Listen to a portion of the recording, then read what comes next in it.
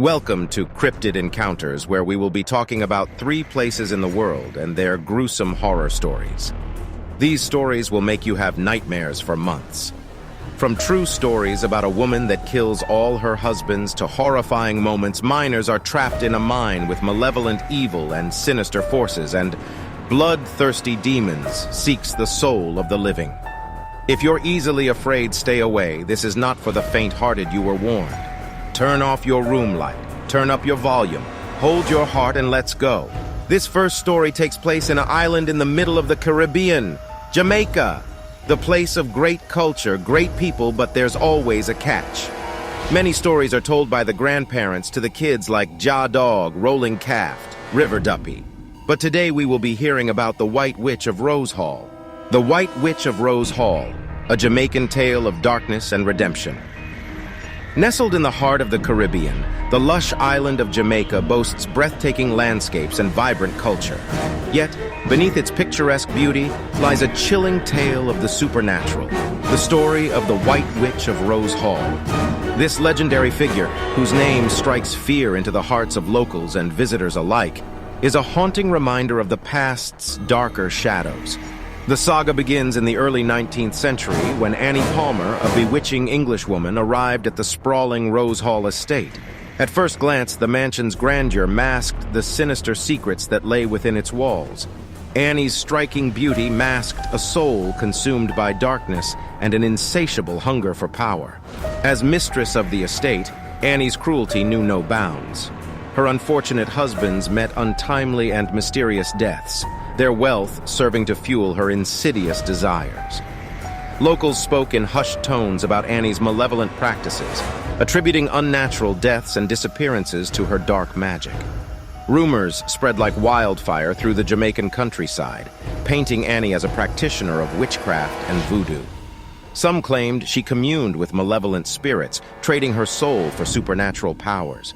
Enslaved workers whispered tales of her ruthlessness, recounting how she reveled in their suffering, subjecting them to unspeakable tortures. As Annie's reign of terror continued, the atmosphere at Rose Hall became increasingly oppressive. Cries of agony seemed to linger in the air, and the mansion itself appeared to absorb the anguish of those who suffered within its confines. Despite her power, Annie Palmer's reign of terror would eventually come to an end. A rebellion of enslaved workers led to her gruesome demise, their thirst for vengeance overpowering her dark magic. The mansion fell into disrepair, its grandeur fading as the years passed. However, Annie's malevolent legacy endured. Visitors to Rose Hall reported inexplicable phenomena, doors slamming shut on their own, chilling drafts in rooms devoid of windows, and blood-curdling cries reverberating through empty corridors. Some even claimed to have seen Annie's ghostly figure, her eyes ablaze with an otherworldly light. In modern times, a brave group of tourists embarked on a guided tour of Rose Hall, eager to experience the history and perhaps even catch a glimpse of its legendary specter. Among them was a young woman named Amelia, a skeptic who dismissed the stories as mere superstition. As the tour progressed, Amelia became increasingly fascinated by Annie's dark tale. Ignoring her initial skepticism, she found herself captivated by the history that had shaped the mansion's haunting reputation. During the tour, Amelia's curiosity led her to a dimly lit room, the very heart of Annie's reign of terror. As she stood there, surrounded by relics of the past, a chilling presence enveloped her. The air grew colder and shadows danced on the walls. And then, as if summoned by her curiosity, a figure materialized before her, the spectral form of Annie Palmer. Her eyes glowed with an eerie light, her beauty juxtaposed with an aura of malevolence. Amelia's heart raced, but a strange sense of empathy washed over her. She felt Annie's pain, the darkness that had consumed her in life and lingered even in death. Amelia found her voice, her words infused with compassion. "Annie, your suffering has endured for so long. It's never too late to seek redemption." Annie's form flickered, her anger waning. "Redemption? After all I've done?" Amelia nodded, her voice steady. "You have the power to find peace, even in death." As their eyes met, a profound understanding passed between them. Annie's form began to fade, and her spectral presence seemed to grow less malevolent. "Thank you. Annie whispered, her voice a mere echo. With those words, she vanished, leaving behind a sense of tranquility that had long been absent from Rose Hall. In the years that followed, the atmosphere at Rose Hall began to shift. Visitors spoke of a different energy, one that exuded a sense of calm rather than fear. Some believed that Amelia's compassion and understanding had offered Annie Palmer the redemption she had long sought. Today, Rose Hall stands as a testament to both its grandeur and its chilling history. The tale of the White Witch continues to captivate the hearts and minds of those who visit, a reminder that even the darkest souls can find solace in the face of empathy and redemption. As visitors explore its historic halls, they may feel the weight of its past, a history of darkness and redemption that transcends time itself. Next, we have the vast country of China with beautiful landscapes, humble and happy people. But if you look hard enough, you will see the horrifying places where these dark and sad stories come from that's been hunting the people of the land for centuries. The haunting of Yin Yang Palace, a terrifying Chinese tale. Amidst the mist-shrouded valleys of ancient China, the ominous Yin Yang Palace stood as a testament to a dark history. Its imposing walls held stories of horror that lingered in the minds of those who dared to venture near its forbidden halls. In a remote province, the Yin Yang Palace was known for its unique philosophy, blending harmony and equilibrium with the arcane and forbidden. Its founder, Master Chen, was revered as a sage, yet whispers of his sinister experiments spread like wildfire. Master Chen was known to dabble in forbidden arts, seeking to harness dark energies to augment his mastery of the balance between yin and yang. Villagers spoke of unnaturally long shadows that danced across the palace walls, and a pervasive sense of dread that seemed to emanate from the very stones. Years later, a young and ambitious apprentice named Mei sought to learn from Master Chen. Drawn by a hunger for power, Mei was lured by the tales of the palace's dark secrets. Master Chen welcomed her with a cryptic smile, his eyes holding a gleam that sent shivers down her spine. Under his tutelage, Mei delved into ancient scrolls filled with arcane symbols and incantations. As the nights grew longer, Master Chen's teachings took a darker turn. He revealed rituals that tapped into forbidden realms, seeking to control the very forces of life and death.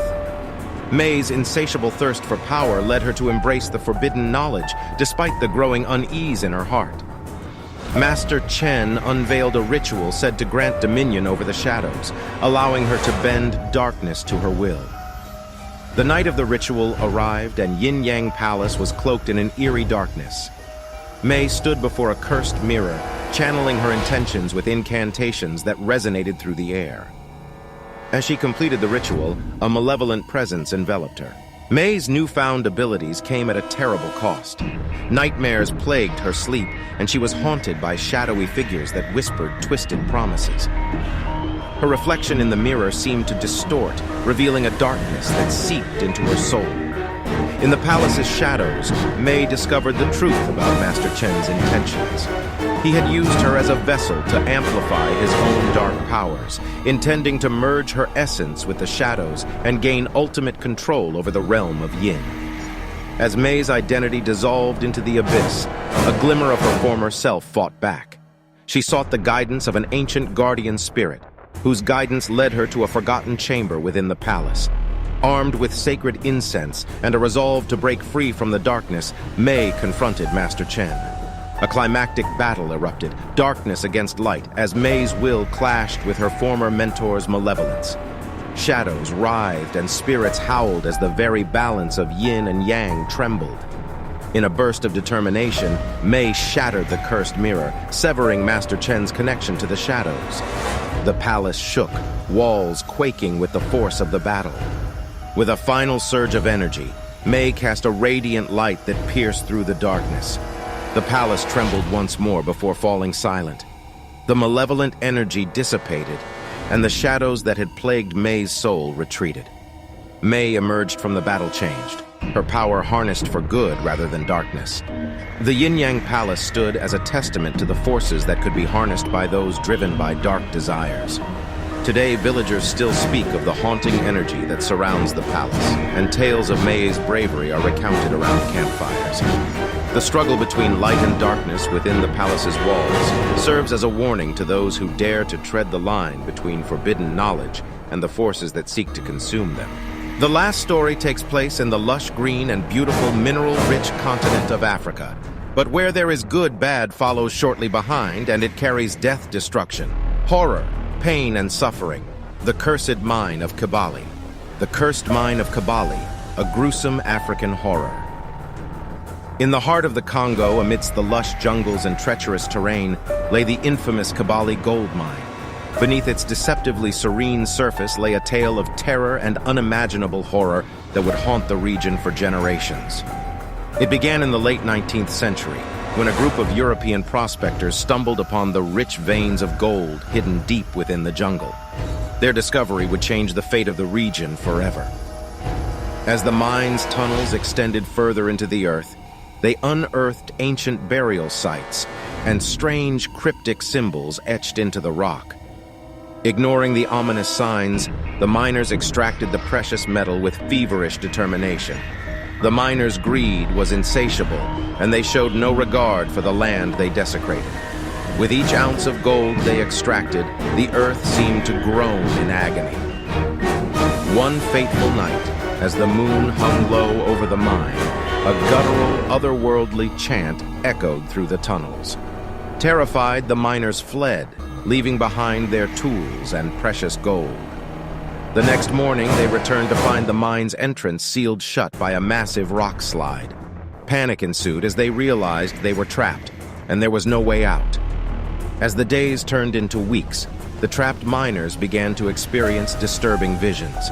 They spoke of shadowy figures lurking in the corners of their vision, whispers that crawled into their minds, and dreams filled with unspeakable horrors. With each passing day, their sanity eroded, and madness took hold. They turned on each other, driven by paranoia and terror.